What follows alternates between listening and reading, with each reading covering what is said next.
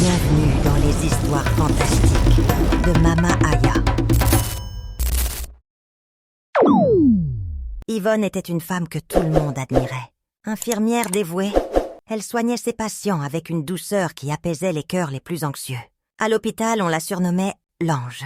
Mais ce qui la rendait vraiment heureuse, c'était sa famille. Son mari, Victor, comptable exemplaire, ne manquait jamais une occasion de dire à qui voulait l'entendre qu'il avait épousé la meilleure femme du monde. Leurs 2 enfants grandissaient dans un foyer rempli d'amour et de rire. Leur vie n'était pas luxueuse, mais elle était simple, belle, harmonieuse. Le genre de vie que beaucoup enviaient, secrètement. Victor rentrait chaque soir avec le même sourire. Il embrassait Yvonne sur le front, prenait les enfants dans ses bras et répétait cette phrase devenue rituelle. « J'ai la meilleure épouse du monde. Je me demande ce que je deviendrais sans elle. » Yvonne souriait, un peu gênée par tant d'admiration. Elle aimait cet homme qui la chérissait comme un trésor. Leur couple fonctionnait à merveille. Pas de disputes violentes, pas de drame, pas de secrets lourds. Juste une complicité solide, bâtie sur la confiance et le respect. Les voisins les citaient en exemple. Les amis les jalousaient gentiment. Tout semblait parfait dans ce foyer modeste mais heureux. Puis un jour tout bascula. C'était un mardi après-midi. Yvonne terminait son service à l'hôpital quand elle entendit un brouhaha inhabituel dans le quartier. Les gens se pressaient aux fenêtres, sortaient sur le pas de leur porte. Une grosse voiture rutilante venait de s'arrêter devant sa maison. Une voiture comme on n'en voyait jamais dans ce quartier populaire. Les chromes brillaient au soleil. Les vitres teintées cachaient l'intérieur. Le moteur ronronnait puissamment avant de s'éteindre. Les portières s'ouvrirent et une femme élégante en descendit. Talons hauts, robe qui devait coûter plusieurs mois de salaire, bijoux en or massif au cou et aux poignets. Des lunettes de soleil immenses cachèrent son visage. Elle retira ses lunettes lentement, théâtralement. Yvonne resta bouche bée. Denise, son amie d'enfance, celle qui avait disparu des années plus tôt, partie pour un pays lointain, sans donner de nouvelles. Et la voilà qui revenait, transformée, méconnaissable. « Yvonne !» La voix de Denise résonna dans la rue silencieuse. Tous les voisins observèrent la scène. Yvonne s'avança, encore sous le choc. « Denise ? C'est vraiment toi ?» Elles s'étreignirent longuement. Denise sentait un parfum coûteux. Ses vêtements étaient doux comme de la soie. Tout en elle criait la richesse, le succès, la réussite. Yvonne, dans son uniforme d'infirmière froissée, se sentit soudain toute petite. « Mon Dieu, tu as tellement changé !» s'exclama Yvonne. « La vie m'a souri !» répondit Denise avec un sourire mystérieux. Elles entrèrent dans la modeste maison d'Yvonne. Denise jeta un regard circulaire sur le salon. Ses yeux s'attardèrent sur les meubles simples, les murs défraîchis, la télévision d'un autre âge. Elle ne dit rien, mais son expression parlait pour elle. Yvonne sentit une gêne l'envahir. Pour la première fois de sa vie, elle eut honte de sa maison. Elles s'assirent et parlèrent pendant des heures. Denise raconta son départ, son installation dans un pays lointain, ses affaires qui avaient prospéré. Elle resta vague sur les détails, mais insista sur sa réussite financière. Puis elle annonça la raison de son retour. « Ma mère est décédée. Je suis là pour l'enterrement. »« Oh, Denise, je suis désolée. Ne t'inquiète pas, elle aura les funérailles qu'elle mérite. » Denise invita Yvonne à la cérémonie. Yvonne accepta, curieuse de voir comment son amie d'enfance allait honorer sa mère. Le jour des funérailles arriva. Yvonne n'était pas préparée à ce qu'elle allait voir. Dès son arrivée, elle fut submergée par l'ampleur de l'événement. Une foule immense se pressait déjà. Des centaines de personnes, peut-être même un millier. Des tentes géantes avaient été dressées. Des musiciens jouaient. Des femmes pleuraient en chœur. Puis vinrent les animaux. Yvonne vit défiler les animaux. Un bœuf, puis 2, puis 3, puis 10. Les bouchers s'affairaient. Le sang coulait dans des bassines. Les quartiers de viande s'empilaient sur des tables. Yvonne compta. 10 bœufs en tout. 10. Elle n'avait jamais vu ça de sa vie. Puis vinrent les moutons. Une vingtaine au moins. Et encore des volailles, par centaines. Les tables débordaient de nourriture. Du riz, des sauces, des légumes, des fruits. Il y en avait assez pour nourrir un village entier pendant des semaines. Les gens mangeaient, buvaient, parlaient à voix basse de cette richesse incroyable. On n'avait jamais vu des funérailles aussi somptueuses dans toute la région. Yvonne observait tout cela, fascinée et troublée. Elle voyait Denise circuler parmi les invités, recevant les condoléances, avec dignité. Elle portait une tenue traditionnelle qui avait dû coûter une fortune. Ses bijoux scintillaient. Elle incarnait la réussite absolue. Quelque chose se mit à bouillonner dans le cœur d'Yvonne. Une jalousie sourde, une envie brûlante. Elle aussi voulait cette vie. Elle aussi voulait qu'on la regarde avec respect et admiration. Elle en avait assez de sa petite vie d'infirmière, de ses fins de mois difficiles, de sa maison modeste. Elle voulait briller comme Denise. Après la cérémonie, alors que les invités commençaient à partir, Yvonne s'approcha de Denise. Elle ne put s'empêcher de poser la question qui lui brûlait les lèvres. « Denise, quel est ton secret pour être devenue aussi riche ?» Denise la regarda longuement, comme si elle évaluait quelque chose. Puis elle sourit. Un sourire étrange, presque calculateur. « Viens chez moi dans 3 jours. Je te dirai tout. » Les 3 jours suivants furent une torture pour Yvonne. Elle ne pensait qu'à cette promesse. Qu'allait lui révéler Denise? Comment était-elle devenue si riche? Pouvait-elle, elle aussi, accéder à cette vie de luxe? Elle imaginait déjà une belle maison, une grosse voiture, des bijoux. Elle s'imaginait organisant des événements somptueux, impressionnant tout le monde. Victor serait si fier d'elle. Ses enfants auraient tout ce qu'ils désiraient. Le jour venu, Yvonne se rendit chez Denise. Elle avait mis sa plus belle robe, s'était maquillée avec soin. Elle voulait faire bonne impression. La maison de Denise était encore plus impressionnante que ce qu'elle avait imaginé. Un véritable palais. Des grilles immenses s'ouvrirent automatiquement. Un gardien en uniforme la salua. L'allée était bordée de fleurs exotiques. La façade de la maison brillait au soleil. À l'intérieur, c'était encore plus spectaculaire. Des meubles luxueux qu'Yvonne n'avait vus que dans les magazines. Des tableaux au mur. Des tapis épais sous ses pieds. Une décoration raffinée, élégante, coûteuse. Yvonne se sentit soudain terriblement inférieure. Sa vie entière semblait misérable comparée à tout cela. Denise la fit asseoir dans un salon somptueux. Elle lui servit du thé dans une porcelaine fine. Puis elle commença à parler. « Tu veux vraiment savoir comment devenir riche comme moi ?» Yvonne hocha la tête avec empressement, pendue à ses lèvres. « C'est simple, Yvonne. Il te suffit de venir vivre avec moi dans mon pays d'accueil. Là-bas, je t'aiderai. Tu auras tout ce que tu vois ici.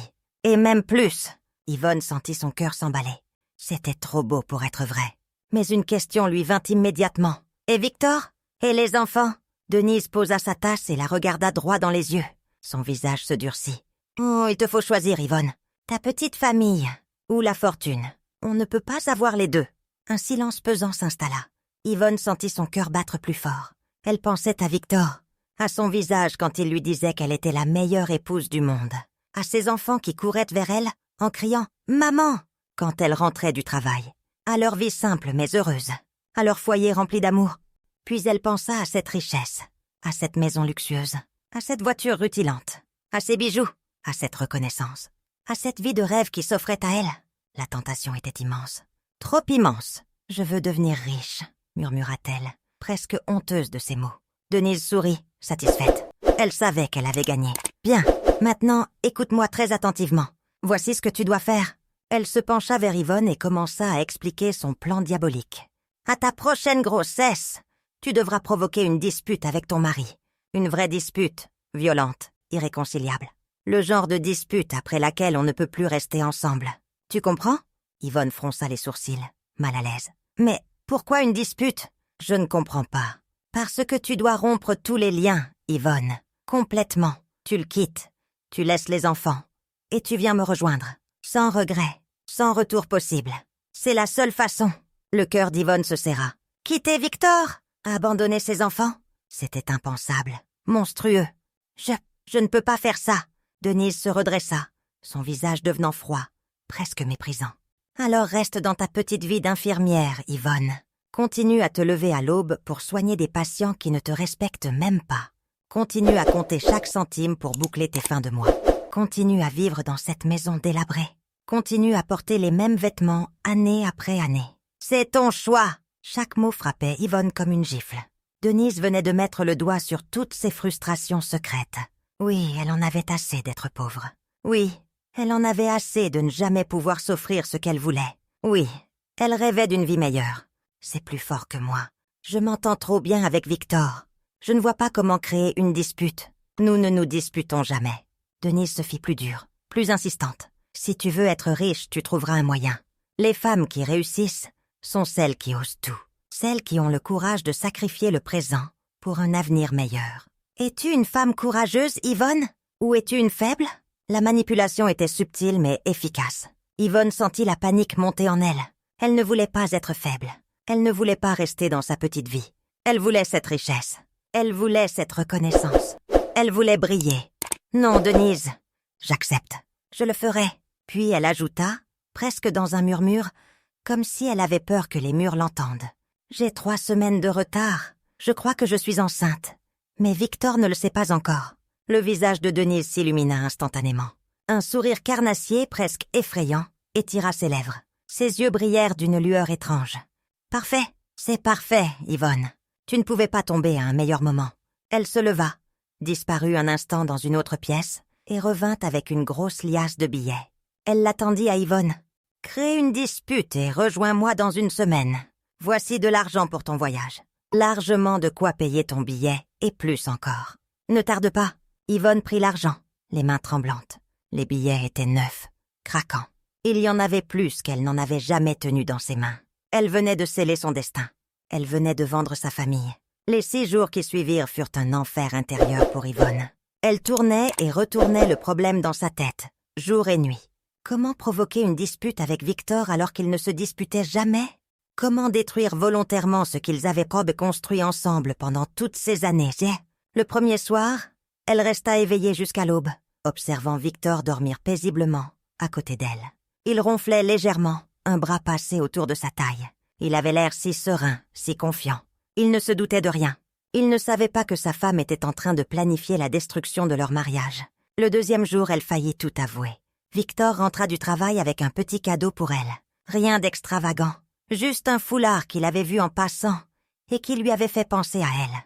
Il le lui tendit avec son sourire habituel. « Tiens, ma chérie, je me suis dit qu'il t'irait bien. » Yvonne prit le foulard, sentit les larmes monter. Elle voulut hurler. « Victor, pardonne-moi, je suis en train de te trahir !» Mais les mots restèrent coincés dans sa gorge. Elle le remercia d'une voix étranglée et alla s'enfermer dans la salle de bain pour pleurer en silence. Le 3e jour, elle observa ses enfants jouer dans la cour. Leur rire cristallin, leur innocence, leur bonheur simple. Comment allait-elle les abandonner? Comment allait-elle leur expliquer? Mais Denise avait été claire. Aucun contact. Rupture totale. Yvonne se convainquait qu'elle le faisait aussi pour eux. Avec sa richesse future, elle pourrait leur offrir une vie meilleure. Un jour, peut-être. Le 4e jour, elle commença à réfléchir concrètement à la dispute. Quel prétexte utiliser? Victor était un homme fidèle, dévoué. Il n'avait jamais regardé une autre femme. Comment l'accuser de quelque chose de crédible? Le 5e jour, elle pensa à inventer une liaison de Victor avec une collègue. Mais elle ne connaissait pas les femmes qui travaillaient avec lui. Victor parlait peu de son bureau. Le mensonge ne serait pas crédible. Le 6e jour, elle se sentit à bout. Le temps pressait. Denise attendait sa réponse. L'argent était caché sous son matelas, attendant d'être utilisé. La culpabilité la rongeait, mais l'appât du gain était plus fort. Elle ne dormait presque plus. Elle ne mangeait presque plus. Victor s'inquiétait, lui demandait si elle allait bien. Elle répondait que c'était juste la fatigue du travail. Elle observait Victor jouer avec les enfants dans le salon. Il les faisait rire aux éclats, les chatouillant, les soulevant dans les airs. C'était un père formidable, un mari exceptionnel. Et elle s'apprêtait à le détruire. Une part d'elle voulait hurler, tout arrêter, avouer la vérité. Mais l'autre part, celle qui rêvait de richesse, celle qui en avait assez de la pauvreté, celle qui voulait briller comme Denise, étouffait cette voix de la raison. Puis vint le 7e jour. L'occasion se présenta d'elle-même, comme un signe du destin. Victor rentra du travail en milieu d'après-midi. Il n'était pas seul. Fanel l'accompagnait, sa nièce. Une jeune fille timide de 19 ans que Victor aidait régulièrement depuis la mort de son père. Il payait ses études, lui donnait de l'argent pour aider sa mère, lui achetait des vêtements quand elle en avait besoin. Victor était généreux comme ça. Il ne pouvait pas voir un membre de sa famille dans le besoin sans l'aider. Fanel entra dans la maison, saluant poliment Yvonne comme toujours. « Bonjour, tata Yvonne. » Yvonne la regarda. Une pensée horrible traversa son esprit. Fanel, jeune, jolie, vivant souvent chez eux. C'était le prétexte parfait. Le mensonge crédible, celui que tout le monde pourrait croire.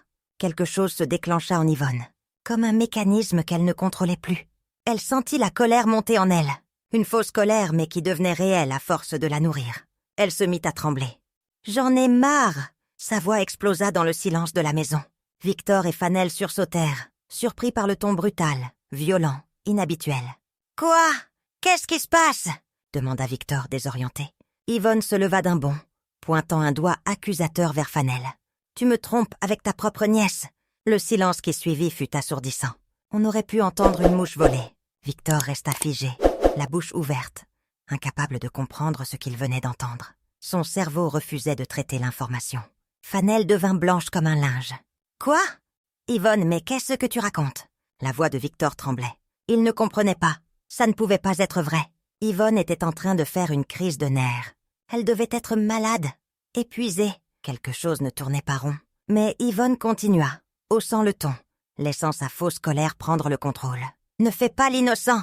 Tout le monde le sait. Sauf moi. Vous vous êtes moqué de moi. Depuis combien de temps ça dure, hein? Depuis combien de temps tu couches avec elle dans mon dos? »« Tata, non !» hurla Fanel. La jeune fille tomba à genoux, les larmes jaillissant de ses yeux comme une rivière. Elle joignit les mains, suppliant. « Tata Yvonne, ce n'est pas vrai! Je vous en supplie, ne dites pas ça! Je ne ferai jamais. Tonton Victor, c'est comme mon père. Comment pouvez-vous penser ça? » Victor s'approcha d'Yvonne, essayant de la prendre dans ses bras pour la calmer. « Yvonne, écoute-moi. Tu es fatiguée. Tu dis n'importe quoi. » Fanel était ma nièce.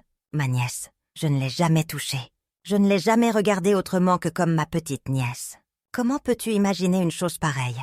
Mais Yvonne le repoussa violemment. « Menteur. Tu me prends pour une idiote? Je vois bien comment tu la regardes. Comment tu t'occupes d'elle tout le temps. Tu l'aimes plus que moi. Yvonne, tu deviens folle. Je l'aide parce que c'est ma nièce.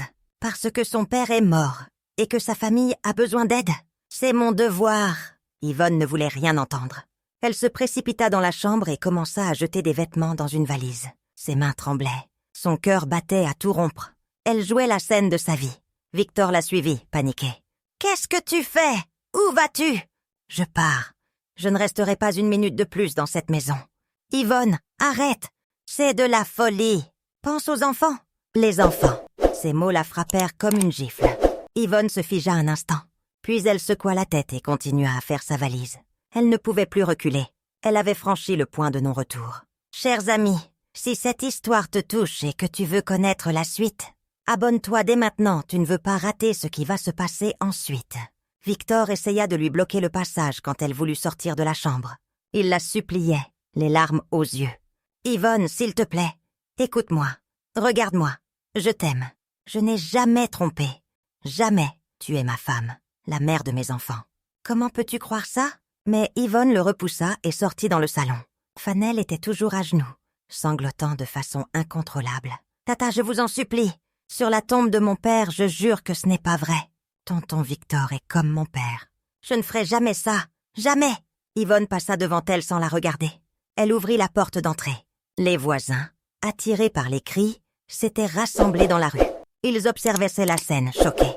Victor sortit derrière elle. « Yvonne, Yvonne, reviens. Ne fais pas ça !» Sa voix se brisa. Il pleurait maintenant devant tout le monde, sans honte. Il pleurait sa femme qui partait. Il pleurait son mariage qui s'effondrait. Il pleurait cette accusation monstrueuse qui détruisait tout. Mais Yvonne marchait d'un pas déterminé, sa valise à la main. Elle ne se retourna pas. Elle ne pouvait pas se retourner. Si elle le faisait, elle perdrait son courage. Elle s'effondrerait. Elle avouerait tout. Elle marcha jusqu'à la route principale et héla un taxi. Elle se fit conduire chez ses parents. Durant tout le trajet, elle répéta dans sa tête le mensonge qu'elle allait leur servir. Elle devait être convaincante. Elle devait leur faire croire que Victor l'avait trahie. Quand elle arriva chez ses parents, ils furent surpris de la voir avec une valise, les yeux rouges, l'air bouleversé. Sa mère se précipita vers elle. « Yvonne, que se passe-t-il? »« Victor me trompe avec sa nièce. » Le choc sur le visage de ses parents fut total. Son père se leva d'un bond. « Quoi? Victor? Ce n'est pas possible. Je les ai surpris. Je ne peux plus rester dans cette maison. Je ne peux plus. » Elle se mit à pleurer. Des vraies larmes cette fois. Pas des larmes de chagrin pour Victor, mais des larmes de culpabilité. Elle savait qu'elle venait de détruire un homme innocent. Elle savait qu'elle venait de briser sa famille. Elle savait qu'elle venait de mentir aux gens qu'elle aimait. Mais il était trop tard pour reculer. Ses parents l'accueillirent, la consolèrent, jurèrent qu'ils ne laisseraient plus jamais Victor l'approcher. Yvonne resta chez eux toute la nuit, puis toute la journée suivante. Victor tenta de venir la voir, mais son père le chassa violemment, menaçant d'appeler la police s'il revenait. Le surlendemain, à l'aube, Yvonne quitta la maison de ses parents en secret. Elle avait laissé un mot disant qu'elle allait chez une amie pour quelques jours. Elle prit un bus pour rejoindre Denise. Le trajet dura plus de 8 heures. Durant ces 8 heures, Yvonne regarda défiler le paysage par la vitre. Les villages se succédaient. Les gens montaient et descendaient du bus. Des mères avec leurs bébés, des pères tenant la main de leurs enfants, des couples se souriant tendrement. Yvonne pensait à Victor, à son visage quand elle l'avait accusé, à ses larmes, à sa voix brisée, à Fanel agenouillé, suppliant, à ses enfants qui devaient se demander où était leur maman, à la vie qu'elle laissait derrière elle. Mais elle pensait aussi à la promesse de Denise, à la richesse qui l'attendait, à cette nouvelle vie qui allait commencer. Elle se convainquait qu'elle faisait le bon choix, qu'un jour elle pourrait revenir en triomphe, riche et respectée, qu'elle pourrait prouver à tous qu'elle avait eu raison. Quand elle arriva enfin, Denise l'accueillit avec un sourire chaleureux. Elle la fit entrer dans sa magnifique maison, lui montra une suite luxueuse qui serait la sienne. « Bienvenue dans ta nouvelle vie, Yvonne. Bientôt tu aussi vivras dans un tel luxe. Tu verras. » Yvonne s'installa. Les jours passèrent, puis les semaines, puis les mois. Denise prenait soin d'elle, surtout maintenant qu'elle était enceinte. Elle lui achetait de beaux vêtements, lui préparait de bons repas, lui promettait monts et merveilles. Yvonne ne contacta jamais Victor, jamais. Elle avait coupé les ponts, complètement, radicalement, comme Denise le lui avait ordonné. Elle ne demanda jamais de nouvelles de ses enfants. Elle refusait d'y penser. Elle se convainquait chaque jour qu'elle avait pris la bonne décision. Elle repoussait la culpabilité qui tentait de refaire surface. Victor, de son côté, vivait un cauchemar. Il ne comprenait pas. Sa femme parfaite, son amour, sa complice, l'avait accusé de l'impensable et était parti. Il essayait de joindre Yvonne, mais elle ne répondait jamais. Il appelait ses parents, mais ils refusaient de lui parler. Il le traitait de monstre. Fanel était dévastée. L'accusation l'avait brisée. Elle ne sortait plus de chez elle, honteuse, même si elle n'avait rien fait. Les rumeurs circulaient dans le quartier. Certains croyaient Victor, d'autres croyaient Yvonne. La famille était déchirée. Pendant ce temps, chez Denise, le ventre d'Yvonne s'arrondissait. Elle vivait confortablement, ne manquant de rien. Denise veillait sur elle comme une sœur. Trop bien même. Yvonne aurait dû se méfier. Mais elle était aveuglée par les promesses de richesse. Puis vint le jour de l'accouchement. Yvonne ressentit les premières contractions un matin. Elle appela Denise, paniquée. « Denise, je crois que c'est le moment. » Denise arriva immédiatement dans sa chambre, souriante mais étrangement calme. « Parfait, viens, je t'emmène. » Yvonne s'attendait à être conduite à l'hôpital, mais la voiture prit une autre direction. Ils roulèrent longtemps, sortant de la ville, traversant des villages de plus en plus petits, puis s'enfonçant dans une brousse épaisse. Yvonne commença à s'inquiéter. « Denise, où m'emmènes-tu ? » « Ce n'est pas le chemin de l'hôpital. Ne t'inquiète pas, je connais un endroit plus sûr, plus discret. Tu vas accoucher dans les meilleures conditions. » Mais rien dans le paysage qui défilait ne rassurait Yvonne. La route se transforma en piste cahoteuse. Les arbres se refermaient sur eux comme une prison végétale. Il n'y avait plus personne, plus de maison, plus de signes de civilisation. Juste la brousse, dense, inquiétante, hostile. Après presque 2 heures de trajet chaotique, la voiture s'arrêta enfin devant une vieille bâtisse isolée. Une maison délabrée, aux murs fissurés, au toit en tôle rouillée. Les fenêtres étaient obscures. L'endroit dégageait une atmosphère sinistre. Yvonne sentit un frisson glacé lui parcourir l'échine. « C'est ici ?» demanda-t-elle, la voix tremblante. « Oui, viens. » Denise l'aida à sortir de la voiture. Une autre contraction frappa Yvonne, plus forte. Elle gémit de douleur. Denise la soutint jusqu'à l'entrée de la maison. La porte grinça en s'ouvrant. À l'intérieur, l'atmosphère était encore plus oppressante. Il faisait froid malgré la chaleur extérieure. Une odeur étrange flottait dans l'air. Un mélange d'encens, de terre humide et de quelque chose d'indéfinissable. Quelque chose de malsain. Un vieillard était assis dans un coin de la pièce principale. Yvonne le remarqua immédiatement. Il ne bougea pas quand elles entrèrent. Il les regardait juste, ses yeux noirs et profonds, fixés sur elle. Un regard qui transperçait, un regard qui savait des choses terribles. « Qui est-ce ?»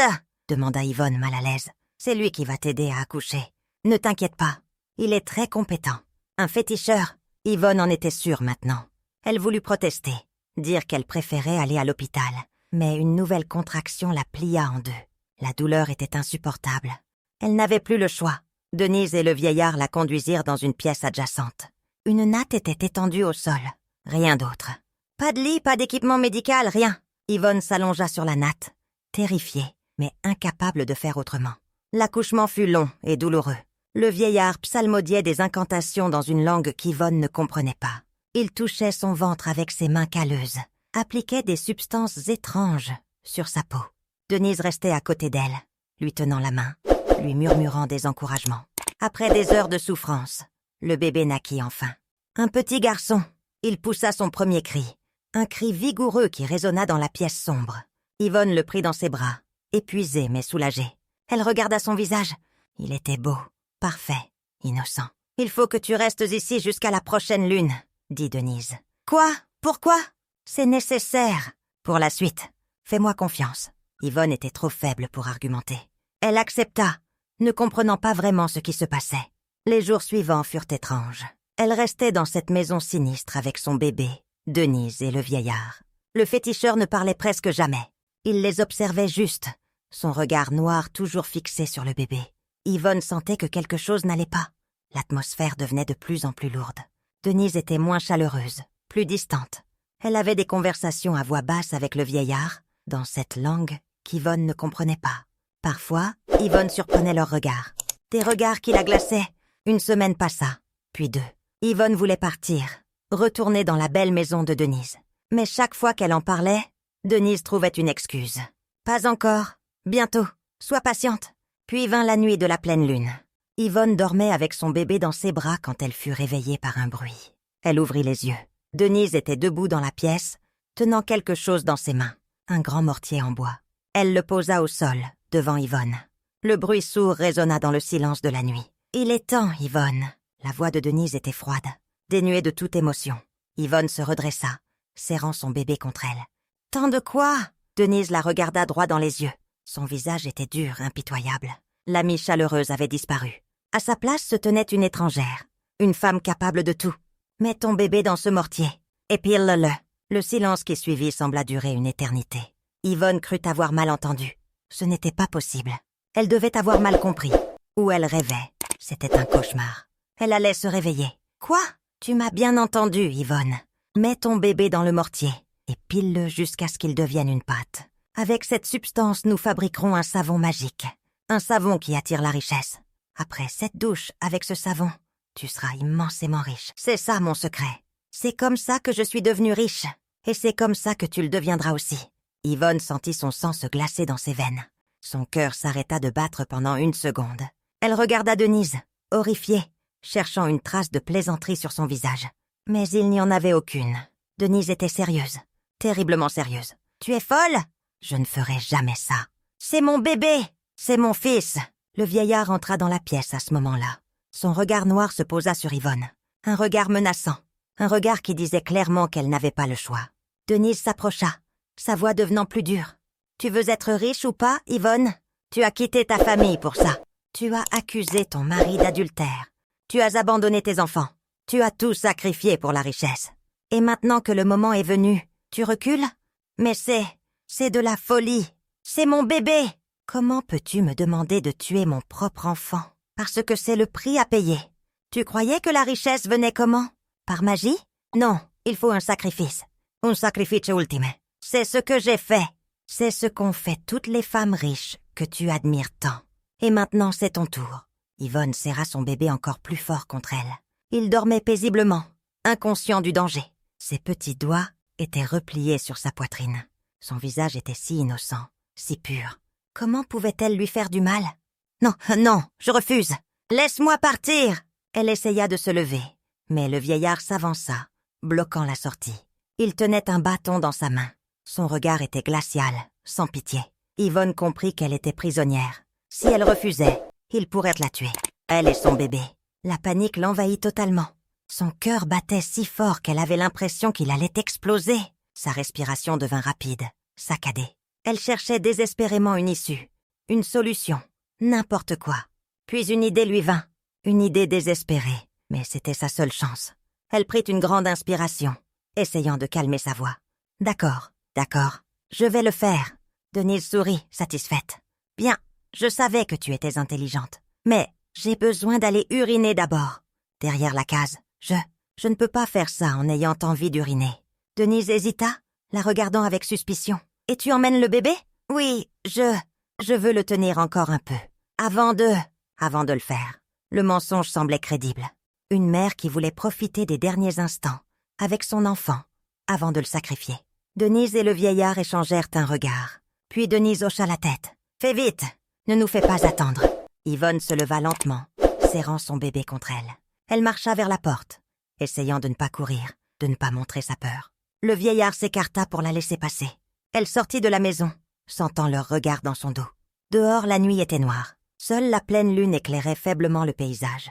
Yvonne marcha vers l'arrière de la maison, feignant de chercher un endroit pour se soulager. Elle jeta un coup d'œil derrière elle. Personne ne la suivait. Alors elle se mit à courir. Elle courut comme jamais elle n'avait couru de sa vie. Pieds nus sur le sol dur et rocailleux. Les branches griffaient son visage et ses bras. Les épines déchiraient sa robe. Mais elle ne sentait rien. Elle ne pensait qu'à une chose. Fuir. S'éloigner de cette maison maudite. Sauver son bébé. Son fils se réveilla et se mit à pleurer. Les cris du bébé résonnaient dans la nuit silencieuse. Yvonne paniqua. Ils allaient l'entendre. Ils allaient la rattraper. Chut, mon bébé, chut. Maman est là. Tout va bien. Elle essayait de le bercer tout en courant. Mais c'était presque impossible. Elle trébucha sur une racine et tomba lourdement. La douleur explosa dans son genou. Mais elle se releva immédiatement, ignorant la douleur. Elle n'avait pas le temps de s'arrêter. Derrière elle, elle entendit des cris. Il l'avait découverte. Il la poursuivait. « Yvonne, reviens! Tu ne peux pas t'échapper !» La voix de Denise résonnait dans la nuit. Une voix furieuse, menaçante. Yvonne accéléra, puisant dans des réserves de force qu'elle ne savait pas posséder. L'adrénaline coulait dans ses veines. L'instinct maternel la poussait à continuer. Elle courut pendant des heures. Elle ne savait même pas dans quelle direction. Elle suivait juste son instinct, s'enfonçant toujours plus profondément dans la brousse. Elle traversa des rivières, escalada des rochers, se fraya un chemin à travers des buissons épineux. Ses pieds saignaient. Ses jambes la faisaient atrocement souffrir. Son corps entier hurlait de douleur. Mais elle continuait. Elle ne pouvait pas s'arrêter. C'était la vie de son enfant qui était en jeu. Les heures passèrent. 5 heures, 6 heures, 7 heures. Elle avait perdu la notion du temps. Elle ne savait plus si on la poursuivait encore. Elle n'entendait plus de voix. Juste le silence de la nuit, les bruits des animaux nocturnes et les pleurs intermittents de son bébé. Elle continua à marcher, même quand elle n'eut plus la force de courir. Un pas après l'autre, mécaniquement, son esprit était vide. Elle ne pensait plus. Elle avançait juste. Au petit matin, après plus de 10 heures de marche et de course, elle aperçut enfin quelque chose au loin. Une route, une vraie route. Elle faillit pleurer de soulagement. Elle tituba jusqu'à la route, épuisée au-delà de l'imaginable. Ses vêtements étaient en lambeaux. Son visage était couvert de griffures et de sang séché. Ses pieds étaient dans un état épouvantable. Elle ressemblait à une morte vivante. Un homme passa sur un vélo. Quand il la vit, il freina brusquement, choqué par son apparence. « Madame, que vous est-il arrivé ?» Yvonne ne put répondre. Elle s'effondra. L'homme la rattrapa de justesse. Il regarda le bébé dans ses bras, puis le visage d'Yvonne. « Vous avez besoin d'aide? Je vais vous emmener à la route principale. Vous pourrez prendre un taxi. » Il aida Yvonne à marcher jusqu'à un carrefour où passaient occasionnellement des taxis. Il lui donna même un peu d'argent pour le trajet. Yvonne le remercia d'une voix étranglée, incapable d'exprimer toute sa gratitude. Un taxi s'arrêta. Le chauffeur fut choqué par son état, mais accepta de la prendre. Yvonne donna l'adresse de ses parents. Le trajet fut long, interminable. Yvonne pleurait en silence, son bébé endormi dans ses bras. Elle pensait à tout ce qu'elle avait perdu. À Victor qui lui disait qu'il avait la meilleure épouse du monde. À ses enfants qui l'appelaient maman avec amour. À sa vie simple mais heureuse. À son foyer chaleureux. Elle avait tout sacrifié pour de l'argent. Pour une promesse de richesse qui n'était qu'un piège monstrueux. Elle avait été aveuglée par la cupidité. Elle s'était laissée manipuler comme une idiote. Elle avait détruit sa famille, brisé le cœur d'un homme bon, traumatisé ses enfants. Pourquoi? Pour rien? Pour un mensonge. Quand elle arriva chez ses parents, il était presque midi. Elle frappa à la porte, à bout de force. Sa mère ouvrit et resta figée devant l'apparition. Yvonne était méconnaissable, amaigrie, épuisée, hagarde, couverte de blessures. Et elle tenait un nouveau-né dans ses bras. « Yvonne! Mon Dieu, Yvonne !» Sa mère la fit entrer précipitamment. Son père accourut. Ils la firent asseoir, lui donnèrent de l'eau, s'occupèrent du bébé. Il ne comprenait rien. Que s'était-il passé? D'où venait ce bébé? Où était-elle allée? Yvonne but un peu d'eau, reprit son souffle. Puis elle dit d'une voix brisée, « Appelez Victor! Il faut que je lui parle. »« S'il vous plaît !» Ses parents hésitèrent. Après ce qu'il lui avait fait, elle voulait le voir? Mais le regard désespéré d'Yvonne les convainquit. Son père prit le téléphone. Victor arriva en moins d'1 heure. Il avait couru. Quand il vit Yvonne, ses yeux se remplirent immédiatement de larmes. Elle était dans un état terrible. Et ce bébé? Yvonne, que s'est-il passé? Il s'agenouilla devant elle, prenant ses mains dans les siennes. Yvonne le regarda. Cet homme qu'elle avait accusé faussement. Cet homme qu'elle avait détruit. Cet homme qui la regardait encore avec amour malgré tout. Elle ne put retenir ses larmes plus longtemps. Elle s'effondra complètement et raconta tout. Denise, la promesse de richesse, la manipulation, la fausse dispute avec Fanel, l'abandon de la famille, le voyage, la grossesse cachée, l'accouchement dans la brousse, le féticheur, le rituel macabre, le mortier, l'ordre de piler son propre bébé, la fuite désespérée, les 10 heures de course dans la nuit. Tout! Elle avoua avoir tout inventé. L'infidélité de Victor n'existait pas. Fanel était innocente. Elle avait détruit sa famille par pure cupidité, par égoïsme, par folie. Victor l'écouta en silence, bouleversé. Des larmes coulèrent sur ses joues. Quand Yvonne eut terminé, il resta un long moment sans parler. Ses parents, eux aussi, étaient sous le choc. Ils avaient maudit un homme innocent. Puis Victor prit Yvonne dans ses bras. « Je te pardonne, Yvonne. Je t'aime. Et je veux que tu vives. Pour moi, pour nos enfants, pour ce petit qui a besoin de toi. » Yvonne pleura encore plus fort. Elle ne méritait pas ce pardon. Elle ne méritait pas cet amour. Elle avait tout détruit. Elle avait brisé cet homme merveilleux. Elle avait traumatisé Fanel. Elle avait abandonné ses enfants pendant des mois. Victor ramena Yvonne à la maison. Il accueillit le bébé comme son propre fils, sans poser de questions, sans reproche. Les 2 enfants plus âgés furent heureux de retrouver leur mère, même s'ils ne comprenaient pas tout. Fanel, quand elle apprit la vérité, pleura de soulagement. Elle n'était pas un monstre. L'accusation avait été un mensonge. Victor l'appela pour s'excuser de tout ce qu'elle avait enduré. Fanel, généreuse et bonne, revint aider la famille. Elle ne gardait aucune rancune, mais tout ne redevint pas normal. Yvonne sombrait chaque jour un peu plus dans la dépression. La culpabilité la dévorait vivante. Elle se réveillait la nuit en hurlant, revivant le moment où Denise lui avait ordonné de tuer son bébé. Elle voyait le mortier dans ses cauchemars. Elle entendait la voix froide de Denise. Elle ne mangeait presque plus. Son corps s'affaiblissait rapidement.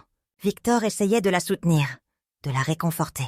Il lui répétait qu'il l'aimait, qu'il lui avait pardonné, que tout irait bien. Mais Yvonne ne pouvait pas se pardonner. Elle regardait ses enfants et se sentait indigne d'être leur mère. Comment avait-elle pu les abandonner? Comment avait-elle pu choisir l'argent plutôt qu'eux? Quel genre de mère faisait ça? Elle regardait Victor et voyait l'homme qu'elle avait détruit. Il avait pardonné, certes, mais elle voyait la tristesse dans ses yeux. Une tristesse qui ne partait jamais complètement. Elle avait brisé quelque chose en lui, quelque chose d'irréparable. Elle regardait son bébé et pensait à ce qu'elle avait failli faire. Elle avait été prête à le sacrifier. Peut-être pas consciemment, mais elle avait suivi Denise jusqu'au bout, aveuglée par la cupidité. Elle s'était mise dans une situation où son propre enfant était en danger. 6 mois après son retour, Yvonne tomba gravement malade. Les médecins ne comprenaient pas. Ses analyses ne montraient rien de particulier. Mais son corps s'éteignait. En réalité, c'était son âme qui mourait. Le remords, la honte, le chagrin, la culpabilité écrasante. Elle n'avait plus la force de lutter. Elle se laissait mourir. Victor resta à son chevet jour et nuit. Il lui tenait la main, lui murmurait des mots doux, lui racontait des histoires, lui parlait des enfants. Il essayait désespérément de la retenir, de la ramener à la vie. Mais Yvonne était déjà partie. Son corps était là, mais son esprit avait abandonné. Elle mourut par une nuit d'hiver, entourée de sa famille. Victor pleura comme jamais il n'avait pleuré. Les enfants ne comprenaient pas vraiment. Ils savaient juste que maman était partie au ciel. Le petit dernier, celui qu'Yvonne avait sauvé, dormait paisiblement dans son berceau, inconscient que sa mère venait de mourir de chagrin pour lui avoir sauvé la vie. Victor se retrouva seul avec 3 enfants à élever. Fanel, fidèle et dévouée, resta à ses côtés. Elle aimait Victor comme un père. Elle aimait les enfants comme ses propres frères et sœurs. Ensemble, ils firent de leur mieux pour donner aux enfants une vie stable, aimante, normale. Victor ne parla jamais en mal d'Yvonne devant eux. Il voulait qu'ils gardent une image digne de leur mère. Il leur dit simplement qu'elle était tombée malade, qu'elle avait beaucoup souffert, mais qu'elle les aimait profondément, qu'elle était morte en les aimant. Les années passèrent lentement. Victor portait son deuil en silence. Il ne se remaria jamais. Il garda le souvenir d'Yvonne dans son cœur, malgré tout. Il avait aimé cette femme profondément. Et il choisit de se souvenir de la bonne épouse qu'elle avait été avant que la tentation ne la détruise. Pendant ce temps, loin de là, l'histoire de Denise continuait. Elle avait trouvé d'autres victimes, d'autres femmes aveuglées par l'appât du gain, d'autres mères prêtes à sacrifier leur famille, pour de l'argent. Son empire de manipulation continuait à prospérer. Mais un jour, l'une de ses victimes réussit à s'échapper, comme Yvonne, une femme qui avait refusé au dernier moment de sacrifier son enfant. Elle s'était enfuie et avait couru directement à la police. Elle raconta tout. Le piège, la manipulation, la maison dans la brousse, le féticheur, le rituel macabre, les bébés sacrifiés pour fabriquer des savons mystiques. Les autorités ouvrirent immédiatement une enquête. Ils remontèrent la piste. Ils trouvèrent la maison dans la brousse. À l'intérieur, ils découvrirent des choses horribles. Des preuves, des restes, des objets rituels. Le féticheur fut arrêté sur place. La police lança un mandat d'arrêt contre Denise. Elle essaya de fuir, mais ils la rattrapèrent à l'aéroport alors qu'elle tentait de quitter le pays. Son visage, habituellement si assuré, si arrogant, montrait enfin la peur. Elle fut jugée et condamnée pour meurtre, complicité de meurtre, enlèvement et une longue liste d'autres crimes. Son empire s'effondra. Sa richesse fut saisie. Elle termina en prison, là où elle aurait dû être depuis longtemps. Mais cela ne ramena pas Yvonne. Cela ne rendit pas à Victor sa femme. Cela ne rendit pas aux enfants leur mère. Cela ne répara pas les vies brisées. L'histoire d'Yvonne devint une légende dans la région. On la racontait pour mettre en garde contre la cupidité, contre les promesses de richesse facile, contre l'abandon de ses valeurs pour de l'argent. Car Yvonne avait eu tout ce dont on peut rêver. Un mari qui l'adorait, des enfants adorables, une vie simple mais remplie d'amour, une famille unie, du bonheur authentique. Et elle avait tout perdu en courant après une illusion. Chers amis, Mama Aya vous conseille de ne jamais sacrifier votre famille et vos valeurs pour des promesses de richesse rapide. L'argent peut apporter du confort, mais il ne remplacera jamais l'amour sincère de ceux qui vous entourent. Méfiez-vous des gens qui reviennent dans votre vie avec des propositions trop belles pour être vraies, car derrière ces promesses se cachent souvent des pièges terribles. La vraie richesse se trouve dans l'intégrité, la famille et la paix du cœur. Ne laissez jamais la cupidité vous aveugler au point de détruire ce que vous avez déjà. Apprenez à être reconnaissant pour ce que vous possédez, car parfois, en cherchant plus, on perd tout. La vie la plus riche est celle où l'on est entouré de gens qui nous aiment sincèrement, pas celle où l'on accumule des biens matériels au prix de son âme. C'était votre conteuse dans les histoires fantastiques de Mama Aya. Si vous avez aimé cette histoire, pensez à vous abonner et à activer la cloche de notification pour ne rien manquer des prochaines aventures. Laissez aussi un commentaire chaleureux pour m'encourager et dites-moi depuis quel pays vous avez suivi cette histoire.